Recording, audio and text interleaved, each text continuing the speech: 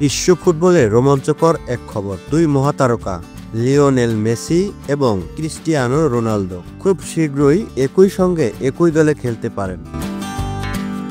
এই যুগান্তকারী ঘটনার সম্ভাবনা তৈরি হয়েছে আর্জেন্টিনার কিংবদন্তি ফুটবলার কার্লোস তেভেজের বিদায় প্রীতি ম্যাচকে কেন্দ্র করে। তেভেজ জানিয়েছেন তিনি তার বিদায় ম্যাচে মেসি এবং রোনালদোকে একই দলে খেলানোর পরিকল্পনা করেছেন।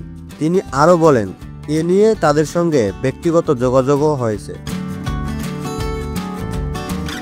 ম্যাচটি হতে পারে আর্জেন্টিনার বিখ্যাত ক্লাব বোকা জুনিয়র্সের মাঠে, যেখানে আরও অংশ নিতে পারেন ওয়েন রুনি, প্যাট্রিস এব্রা, ভিডিস, বুফন ও রিও ফার্দিনান্ডের মতো বিশ্ববিখ্যাত তারকারা।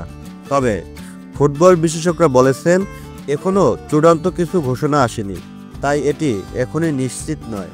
অন্যদিকে কিছুদিন আগে গুজব রটে যে মেসি ও রোনালদো ইন্টার মারিয়াম হয়ে ক্লাব বিশ্বকাপে একসাথে খেলবেন, কিন্তু বিশ্বস্ত সূত্র সেই খবরকে ভিত্তিহীন বলে জানিয়েছেন।